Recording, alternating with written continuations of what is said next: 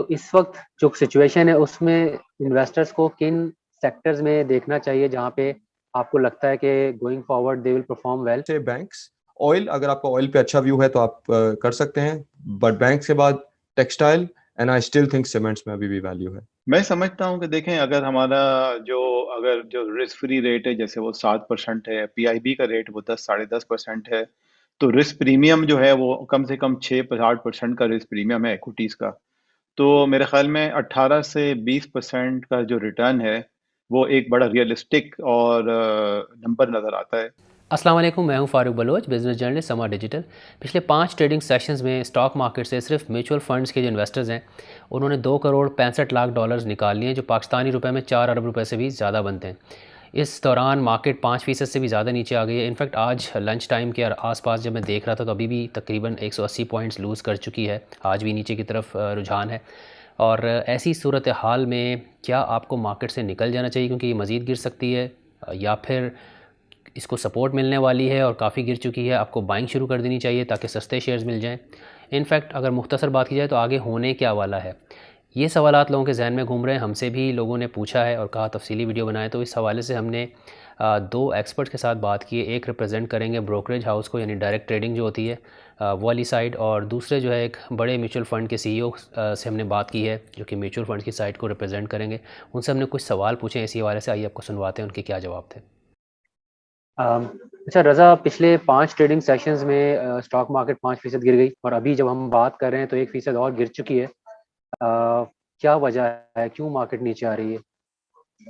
जी बिल्कुल, you are absolutely right. Middle of last week से ये थोड़ी करेक्शन का फेज शुरू हुआ है। वैसे अगर टेक्निकली देखा जाए तो definition of a correction is a 10% fall.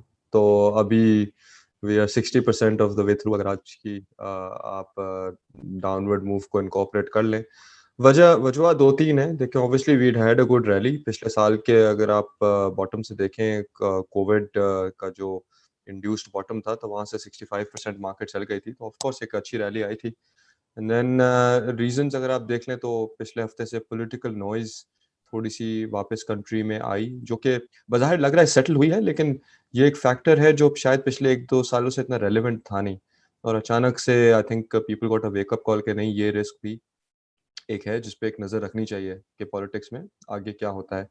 और दूसरी चीज़ ये है कि अगर आप देखें तो जहाँ ऑब्वियसली कोविड के असरात ख़त्म हो रहे हैं, वैक्सीनेशन प्रोग्राम्स लॉन्च हो रहे हैं, तो वहाँ ऑब्वियसली इकोनॉमीज़ नॉर्मलाइज़ कर रही हैं। उसका एक असर ये है कि इंटरेस्ट रेट जो बड़ी तेज़ी से गिराए गए थे पिछले साल, तो उसमें यह है कि अगर नॉर्मलाइजेशन होती है तो क्या इन्फ्लेशन भी अगर बढ़ रही है तो इंटरेस्ट रेट्स में भी अगर नॉर्मलाइजेशन होती है। और बड़ी एक सिंपल इनवर्स रिलेशनशिप है स्टॉक मार्केट की और इंटरेस्ट रेट्स की। इंटरेस्ट रेट्स नीचे जाते हैं, टिपिकली स्टॉक मार्केट परफॉर्म करती है, एंड वाइस वर्सा। हम क्रैश की तरफ नहीं जा रहे, ठीक है, this is what I am understanding. दूसरी चीज़ ये है कि अगर आप कह रहे हैं कि 10% का मतलब अगर ये प्रॉपर करेक्शन होती है तो मजीद 4% गिर सकती है, is that what you are saying? देखिए, मैं ये नहीं कह रहा कि मार्केट और नीचे नहीं जा सकती। मैं सिर्फ ये कहना चाह रहा हूँ कि अगर आप ये रिस्क्स देखें, वेदर ऑन पॉलिटिक्स, इतना कोई हमने देखा ओवर द वीकेंड के the prime minister got a vote of confidence.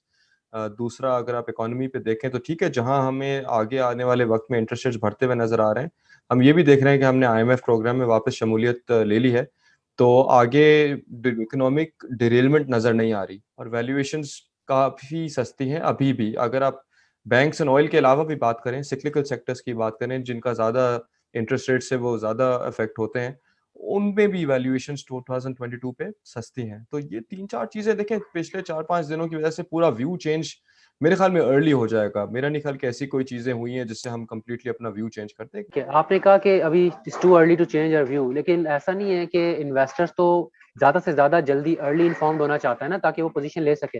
तो अभी आप देखें 2 डेवलपमेंट्स हुई हैं। एक तो इन्फ्लेशन को लेके जो डेटा आया है उससे लग ये रहा है शायद अब इन्फ्लेशन ऊपर की तरफ। फिर आपने खुद अभी कहा कि इकोनॉमीज खुल रही हैं, ऑयल प्राइसेस ऊपर जा रहे हैं, तो उसका भी इम्पैक्ट आएगा इन्फ्लेशन पे। दूसरी तरफ आप देखें तो एक डेवलपमेंट हुई, इसमें स्टेट बैंक को ऑटोनॉमी दी गई यानी गवर्नमेंट की तरफ से, और कहा यह जा रहा है कि अब उसको बाकायदा मैंडेट दिया जा रहा है कि आप इन्फ्लेशन को फाइट करें। लग ये रहा है कि इकोनॉमिक रिकवरी की जगह शायद फोकस इन्फ्लेशन की तरफ। तो क्या सिर्फ पॉलिटिकल नॉइज है, या फिर ये वाले फैक्टर्स जो इकोनॉमीज का खुलना, ऑयल प्राइस का ऊपर जाना, स्टेट बैंक को ऑटोनॉमी मिलना कि इन्फ्लेशन फाइट करें, ये सारी चीजें भी इन्वेस्टर का जो सेंटिमेंट है उसको ड्राइव कर रही है?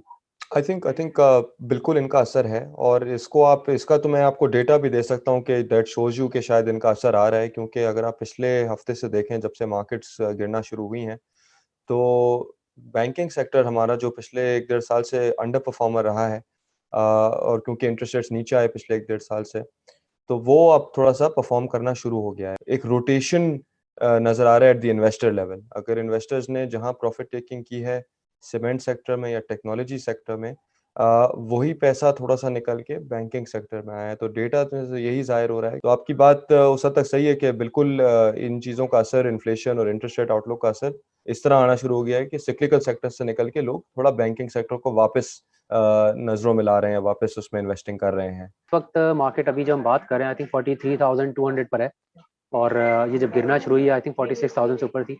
मुझे बताएं कि सपोर्ट कहाँ देख रहे हैं आप? आपकी रिसर्च क्या बता रही है, कहाँ मार्केट रुकती हुई नजर आ रही है आपको? हिस्टोरिकली वैल्यूएशंस को ही देख के हम सहारा ले सकते हैं। Historically typically speaking Pakistan 6 times price to earnings पे बॉटम आउट करता है, और अभी हम तकरीबन 6.5 टाइम्स पी पर हैं। तो अगर आप अज्यूम करते हैं कि 6.5 पी 6 पे चला जाता है, तो मैं आपको ये कहूँगा 41,500 42,000 एक बहुत ऐसा लेवल होगा where it will be very attractive. Historically अपने प्रॉफिट्स के हवाले से ये अपने लो के करीब होगा। आपने भी हमें समा मनी में ही आके अपने फोरकास्ट दिए थे, और बाकी लोग भी बता रहे थे, कह ये रहे थे कि इस साल के आखिर तक 25% तक रिटर्न मुतवक्को है। तो ये जो गिरी है उसके बाद आप समझते हैं कि वो फोरकास्ट रिवाइज करेंगे, या अभी भी आप समझते हैं वो अचीवेबल है?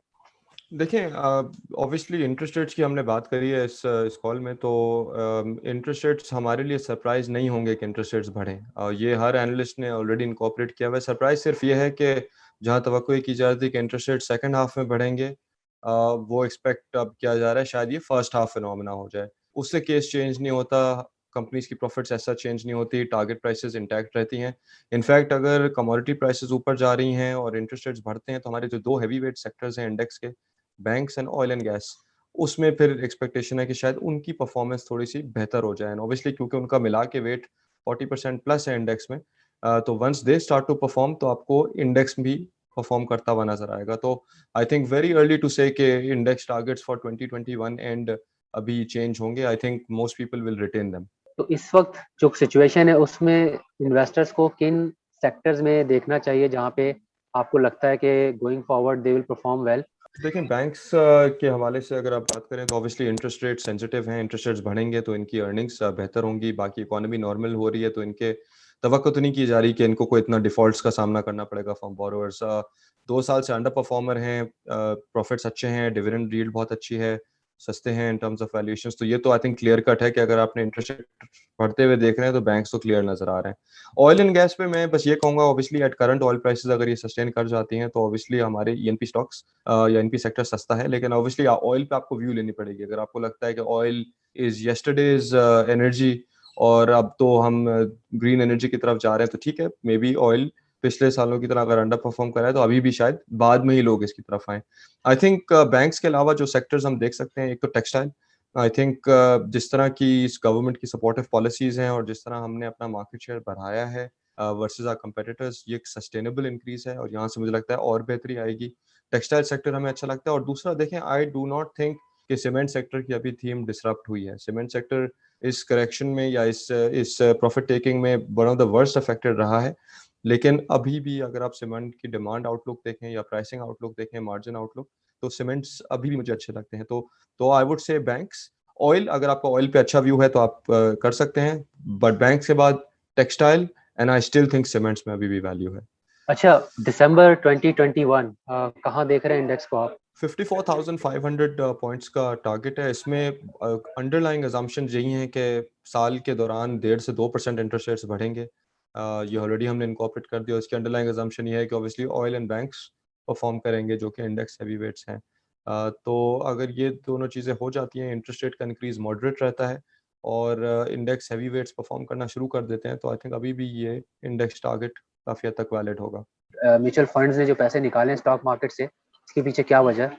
ये पैसा उस वक्त आता है जब लोगों का कॉन्फिडेंस स्ट्रांग होता है मार्केट के ऊपर, और जब ये कॉन्फिडेंस में कुछ वीकनेस आती है किसी भी फैक्टर की वजह से, चाहे वो इकोनॉमिक फैक्टर हो या पॉलिटिकल फैक्टर हो, तो वो पैसा जो है वो निकलता है। जहाँ तक आपका सवाल है कि मार्केट क्यों गिरी है, तो उसमें बहुत सारे फैक्टर्स हैं। आपने सबसे बड़ा जो इस वक्त जो कंसर्न है पॉलिटिकल साइड पे है कि जो ये जो शुरू हुआ थर्सडे को, जब सेनेट के इलेक्शन हुए और थोड़ा सा रूलिंग पार्टी को सेटबैक मिला।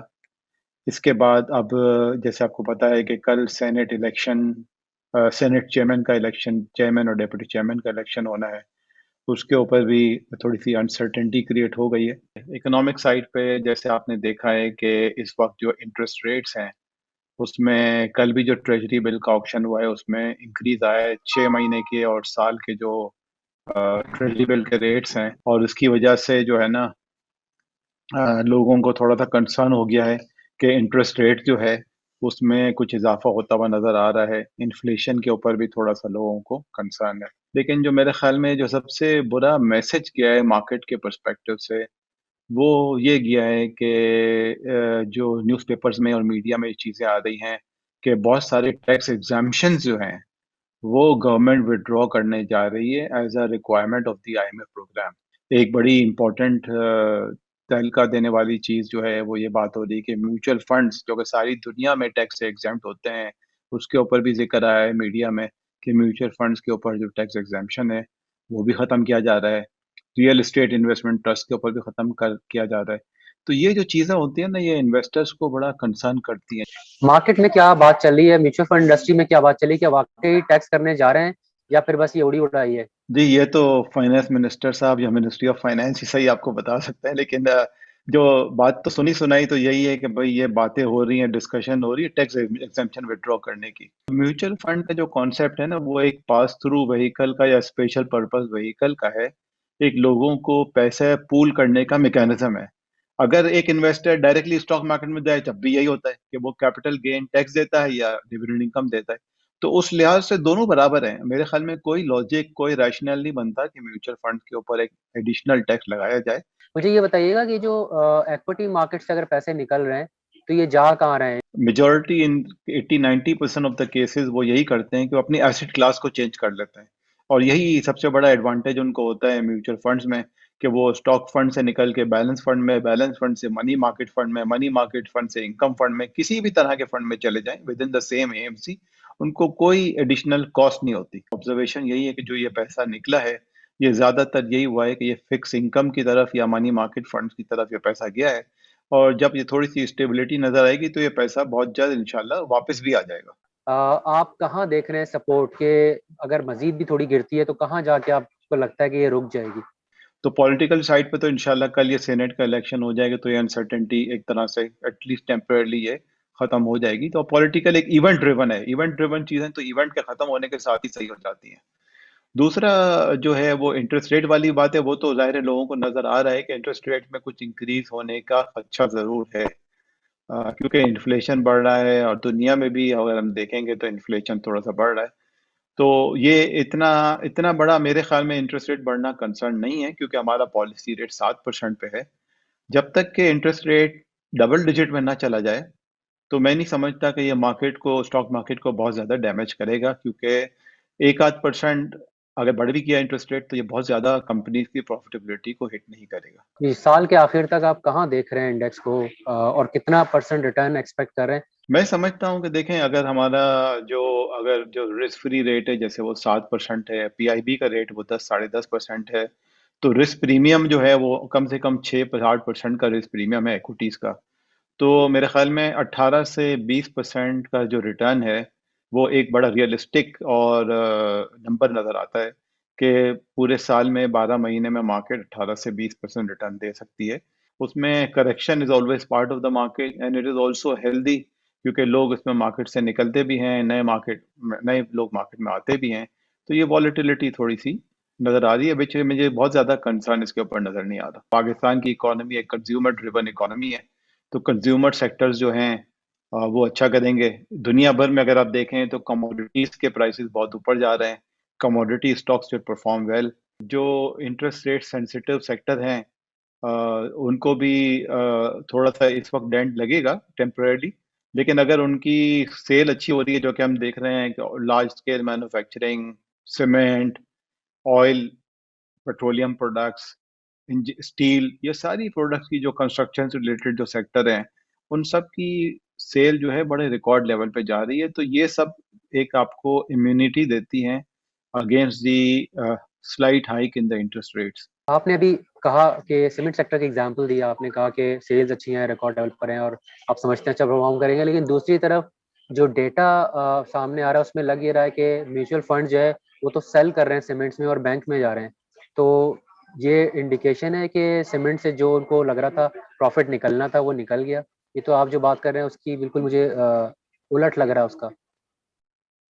तो ये थोड़ी-सी ह्यूमन साइकोलॉजी भी है ना, देखें, अगर मैंने एक चीज़ ₹20 की खरीदी थी, आज वो ₹40 हो गई है, तो अगर मैं कोई चीज़ बेचने की ज़रूरत होगी, मैं सोचूँगा तो ज़ाहिर है 20 से 40 हो गई है, उसी को बेचूँगा पहले।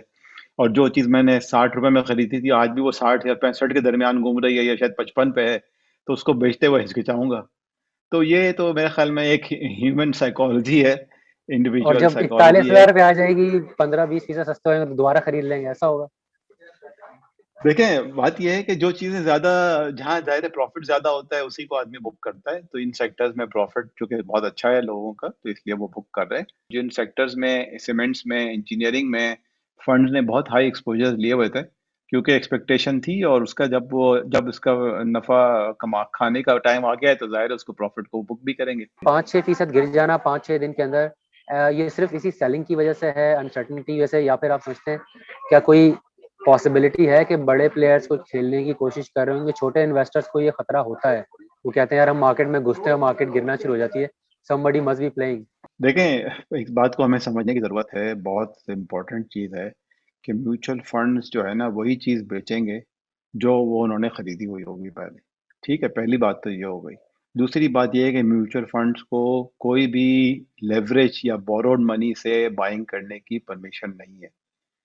जबकि जो दूसरी, ऑन द अदर हैंड, जो इंडिविजुअल इन्वेस्टर्स हैं जो डायरेक्टली इन्वेस्ट करते हैं, तो वहाँ पे लेवरेज के ऊपर काफ़ी प्रोडक्ट्स हैं, एमटीएस है और आपके रेडी फ्यूचर है और इस तरह की सीएफएस है। तो यहाँ लेवरेज का एलिमेंट इस वक्त मार्केट में अच्छा खासा हो गया था। मार्केट में इस वक्त तकरीबन मेरे ख्याल अभी भी 40 अरब रुपए का लेवरेज है। तो ये चीज़ें जो है ना, ये जब प्रेशर आता है मार्केट में, तो ये सबसे पहले अनवाइंड पोजीशन वही होती है जो लेवरेज पोजीशन होती है, और वो हम इसमें देख रहे हैं कि इसकी वजह से पैनिक हो रहा है थोड़ा सा। जितना ज़्यादा मार्केट में लेवरेज होगा, उतनी ज़्यादा वॉलेटिलिटी ज़्यादा होगी। इस बात को हमें समझ लेना चाहिए। जहाँ तक म्यूचुअल फंड का ताल्लुक है, वो तो जितने जितने रुपए, अगर ₹100 आएँगे तो 100 ही इन्वेस्ट कर सकते हैं। ₹100 की रिडेम्पशन आएगी तो वो 100 का ही बेचेंगे। ऐसा नहीं है कि वो 400 का बेच देंगे, शॉर्ट सेलिंग भी अलाउड नहीं है और लेवरेज बाइंग भी अलाउड नहीं है। अगर मैं इन्वेस्टमेंट करके बैठा हूँ म्यूचुअल फंड में, जी, इस जी। वक्त मेरी स्ट्रेटजी क्या होनी चाहिए? दोनों सूरतें बताएं, अगर मैं 3-4 महीने का टारगेट कर रहा हूँ या साल के एंड तक, जी, जी। तो मेरी क्या स्ट्रेटजी होनी चाहिए, और अगर मैं 3 से 5 साल लंबे अरसे के लिए अगर कर रहा हूँ तो मेरी स्ट्रेटजी इस वक्त क्या होनी चाहिए? जी, ये बड़ा अच्छा आपने सवाल किया है। देखिए, मैं तो हमेशा अपने जो भी जिन लोगों से बात होती है या हमारे एक्जिस्टिंग या पोटेंशियल क्लाइंट्स होते हैं, उनको मैं ये कहता हूँ कि भाई, अगर आपने 3 से 5 साल का पैसा है, तो आप स्टॉक मार्केट में पैसा डालें, चाहे वो डायरेक्टली डालें या म्यूचुअल फंड के थ्रू डालें, दैट्स योर कॉल। अगर आपकी समझ है, आप डायरेक्ट मैनेज कर सकते हैं, तो डायरेक्ट कर लें, वरना फिर म्यूचुअल फंड के थ्रू करें। लेकिन 3 से 4 महीने वाला पैसा तो कभी भी स्टॉक मार्केट में जाना ही नहीं चाहिए, देखिए वो तो बड़ा शॉर्ट टर्म होता है मार्केट में। जैसे अभी आपने खुद ज़िक्र किया कि 1 हफ्ते पहले चीज़ें कितनी रोज़ी पिक्चर लग रही थी और 1 हफ्ते में 6% लूज़ कर दिया लोगों ने, 5-6%। अगर किसी ने 1 हफ्ता पहले ये सोच के पैसा लगाया था कि 3 महीने में मैं कुछ कमा के निकल जाऊँगा, तो ज़ाहिर है उसने 6-7%, और 6-7% ये इंडेक्स की हम बात कर रहे हैं। देयर आर कंपनीज़ जिनके शेयर 15-15%, 20-20% भी गिरे हैं। कुछ हैं जो नहीं भी गिरे, तो एवरेज 6% की आई है। तो 3-4 या 6 महीने वाला, 1 साल से कम वाला पैसा तो कभी भी स्टॉक मार्केट में जाना ही नहीं चाहिए मेरे हिसाब से। चाहे आप स्टॉक मार्केट में ऑलरेडी इन्वेस्टेड हों या फिर इन्वेस्टमेंट करने का इरादा रखते हो, उम्मीद है इस वीडियो से इस वक्त जो सूरत हाल है मार्केट की, उसमें आपको रहनुमाई मिलेगी कि क्या फ़ैसला करना चाहिए। और हमेशा की तरह अपना फ़ीडबैक हमें ज़रूर भेजिएगा, कमेंट, लाइक्स और शेयर्स की सूरत में। आपसे जल्द दोबारा मुलाकात होगी। अल्लाह हाफ़िज़।